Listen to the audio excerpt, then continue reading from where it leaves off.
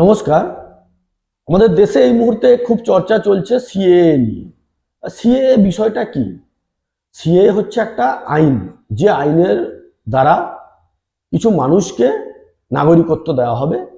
CAA এর full form হচ্ছে citizenship amendment act.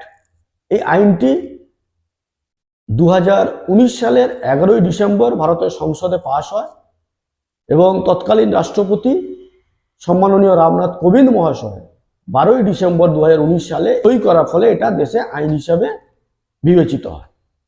এই আইন অনুযায়ী বাংলাদেশ, পাকিস্তান, আফগানিস্তান এই তিনটি রাষ্ট্রে ধর্মীয় সংখ্যালঘু হওয়ার কারণে নিপীড়িত যারা, এখানে স্পেসিফিক বলে দেওয়া হয়েছে হিন্দু, খ্রিস্টান, বৌদ্ধ, শিখ, জৈন, পার্সি, এই 6টি সম্প্রদায়ের মানুষ, 6টি ধর্মকে পালনকারী মানুষ। এই তিনটি দেশে মেজরিটি হচ্ছে মুসলিম।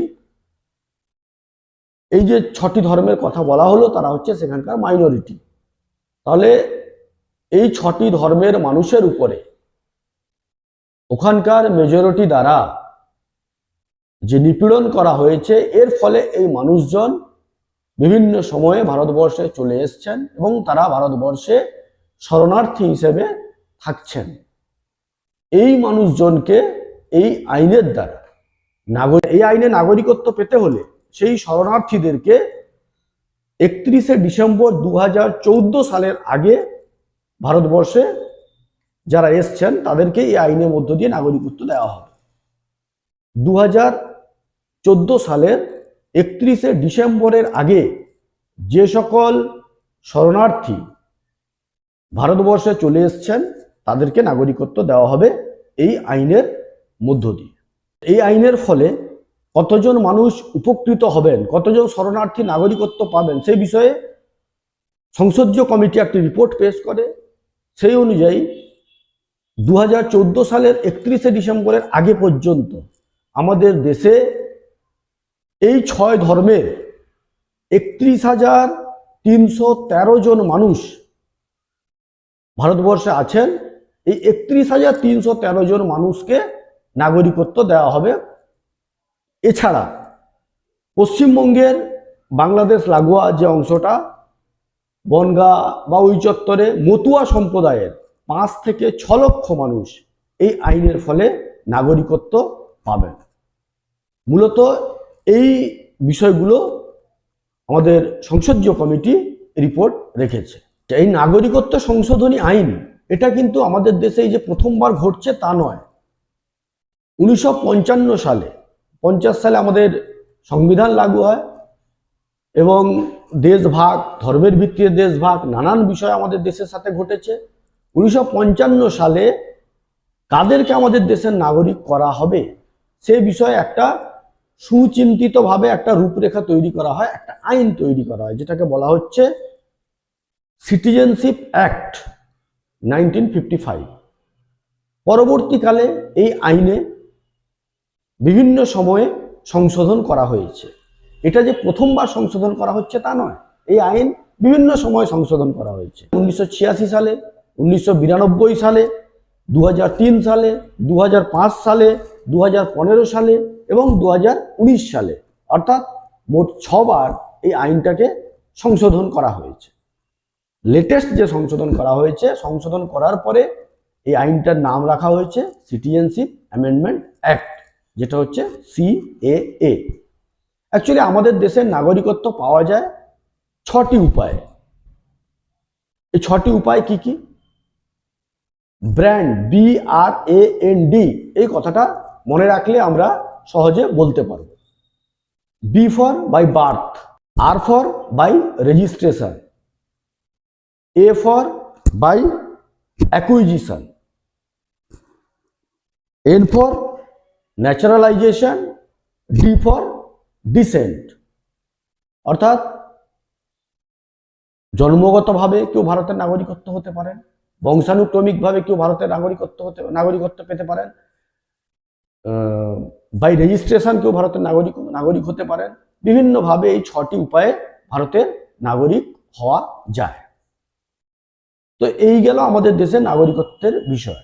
এবারে হচ্ছে 11ই মার্চ, এই 24 সালের 11ই মার্চ হঠাৎ করে আমাদের দেশের সরকার এই আইনটাকে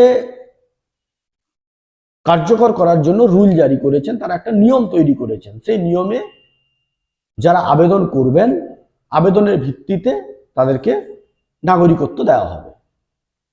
এই আবেদন করতে হবে অনলাইনে, এবং এই আবেদনের সাথে কয়েকটা ডকুমেন্টস দিতে হবে, যাদের মধ্যে যে ডকুমেন্টসের মধ্যে একটা থাকবে যে আপনি এই 3 দেশের নাগরিক কিনা, অর্থাৎ পাকিস্তান, বাংলাদেশ এবং আফগানিস্তান থেকে আপনি এখানে এসেছেন, অর্থাৎ ওই 3 দেশের কোনো ডকুমেন্টস আপনার থাকতে হবে। সেগুলোর মধ্যে বার্থ সার্টিফিকেট, ওখানকার স্কুল কলেজ বিশ্ববিদ্যালয়ে পড়াশোনা সার্টিফিকেট, ওখানকার ড্রাইভিং লাইসেন্স, ওখানকার জায়গার রেকর্ড বা ওখানকার কোনো সরকারি নথি আপনার থাকতে হবে যে আপনি ওই 3 দেশে নাগরিক ছিলেন। এরপরে আপনি যখন ভারতে যে 2014 সালের 31শে ডিসেম্বরের আগে এসছেন, তার জন্য আপনাকে কিছু নথি অনলাইনে সাবমিট করতে হবে। সেগুলোর মধ্যে কি কি? ভিসা, ইমিগ্রেশন সার্টিফিকেট, সেন্সাস হয়েছিল তার এনুমারেটরে দেওয়া স্লিপ, বা এখানে আপনার কোনো সন্তান জন্মগ্রহণ করেছে তার সার্টিফিকেট, কোনো ব্যাংকের পাসবই, প্যান কার্ড, আধার কার্ড, যে কোনো একটা ডকুমেন্টস যে আপনি 2014 সালের 31শে ডিসেম্বরের আগে ভারতবর্ষে এসছেন, তার প্রমাণপত্র আপনাকে অনলাইনে দিতে হবে। তাহলে এই অ্যাপ্লিকেশনের জন্য 2টো জায়গার কাগজ লাগবে। একটা হচ্ছে আপনি পূর্বে যে দেশে বাস করতেন সেই 3 দেশ, কোনো একটা দেশ হতে হবে, সেই 3 দেশের মধ্যে কোনো একটা দেশের, আর এবং ভারতে যে আপনি এসছেন 2014 সালে 31শে ডিসেম্বরের আগে, তার জন্য কিছু নথি আপনাকে দিতে হবে। এই হচ্ছে আবেদন করার প্রসেস। আর এই আবেদন করার পরে 5 জনের একটি কমিটি হবে, সেই কমিটি আবেদনপত্রগুলো পরীক্ষা করবে, এবং পরীক্ষা করার পরে তারা কেন্দ্রীয় সরকারের কাছে পাঠাবে, এবং কেন্দ্রীয় সরকার নাগরিকত্ব দেবে কি দেবে না সেটা ডিসিশন নেবে। এই 5 জনের কমিটিতে কারা কারা থাকবেন?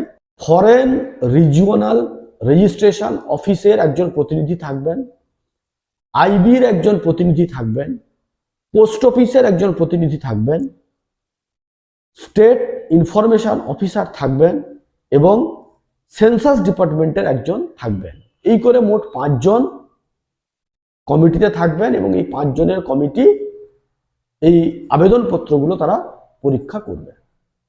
এই হচ্ছে সিএ আইন, আমাদের দেশে নাগরিকত্ব পাওয়ার আইন। এবং এই সিএতে নাগরিকত্ব পাওয়ার জন্য কিভাবে আবেদন করতে হবে, কি কি ডকুমেন্টস লাগে, এই হলো বিষয়। এবার হচ্ছে এই সিএ আইন যবে থেকে আমাদের দেশে এসছে, বা যখন এটা সিএ বি ছিল, অর্থাৎ সিটিজেনশিপ অ্যামেন্ডমেন্ট বিল, তবে থেকেই কিন্তু আমাদের দেশে প্রোটেস্ট চলছে, প্রতিবাদ চলছে। কেন এই প্রতিবাদ? অ্যাকচুয়ালি এই প্রতিবাদের পেছনে কারণ হচ্ছে, প্রথম যে প্রতিবাদের জায়গাটা সেটা হচ্ছে আসাম। আসামে একটা সংস্থা আছে যার নাম হচ্ছে অল আসাম স্টুডেন্ট ইউনিয়ন।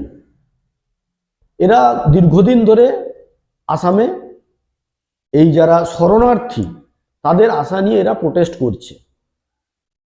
যখন বাংলাদেশ স্বাধীন হল,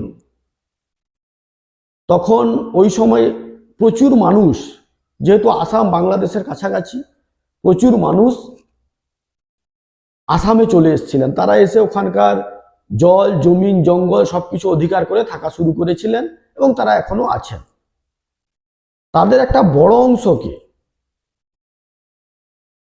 এই আইনের ফলে নাগরিকত্ব দেওয়া সম্ভব। আর এর ফলে আসামের যারা অরিজিন, যারা আসামের প্রকৃত মানুষ, তাদের ক্ষেত্রে সমস্যা হচ্ছে, তাই তারা এটা নিয়ে প্রোটেস্ট করছেন। সেখানে কিন্তু বেশিরভাগ মানুষ যারা এসেছিলেন তারা কিন্তু হিন্দু সম্প্রদায়ের মানুষ ছিলেন।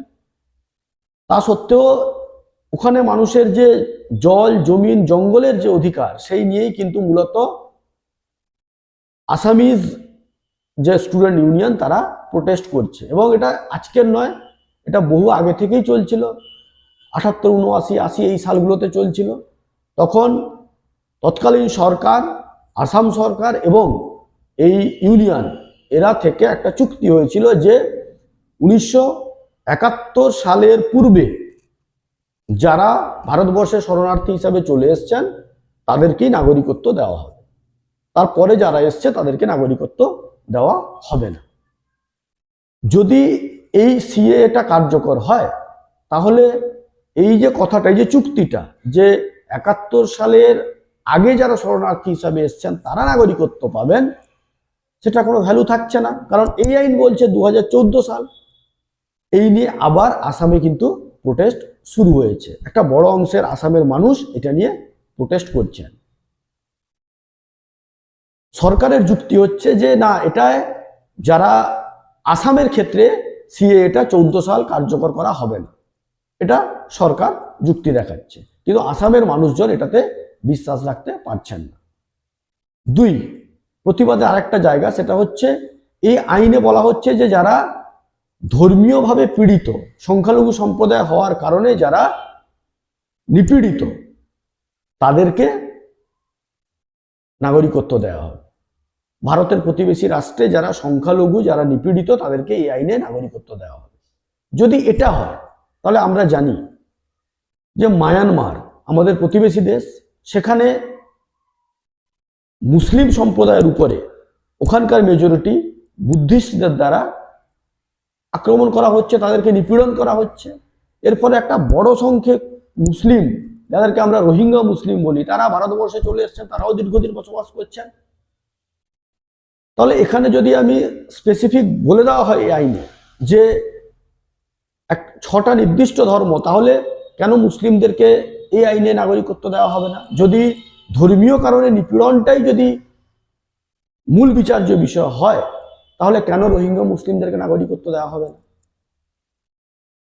2, ভারতবর্ষের আরেকটা দক্ষিণের দেশ শ্রীলঙ্কা। শ্রীলঙ্কায় যারা তামিল, তারা হিন্দু সম্প্রদায় ভুক্ত, তাদের উপরেও একটা সময় প্রচুর অত্যাচার হয়েছে, নিপীড়ন হয়েছে। সেই নিপীড়নের শিকার হয়ে তারা ভারতবর্ষে চলে এসছে। তাহলে সেই মানুষজনকে কেন নাগরিকত্ব দেওয়া হবে না? এক্ষেত্রে কিন্তু সরকার স্পেসিফিক বলে দিচ্ছে যে 3টে রাষ্ট্র। তাহলে এইগুলো ক্ষেত্রে আপনার মায়ানমারের মুসলিমদের ক্ষেত্রে বা আপনার শ্রীলঙ্কার তামিলদের ক্ষেত্রে কেন এটা কার্যকর হবে না? ভারতবর্ষের সংবিধানের আর্টিকেল 14 যেটা বলছে যে ধর্মীয় কারণে কারোর সাথে ভেদাভেদ করা যাবে না। তাহলে কেন এখানে এই আইনটা যেন মনে হচ্ছে ভেদাভেদ করে দিচ্ছে ধর্মীয় কারণে, যে এই ধর্মের মানুষ হলে তারা নাগরিকত্ব পাবে। তাহলে এটাকে উঠিয়ে যদি বলা হতো যে না, আমাদের প্রতিবেশী রাষ্ট্রের ধর্মীয় সংখ্যালঘু সম্প্রদায়ের মানুষজন যারা নিপীড়িত হয়েছেন তাদেরকে নাগরিকত্ব দেওয়া হবে, তাহলে বিতর্ক আমার মনে হয় হতো না।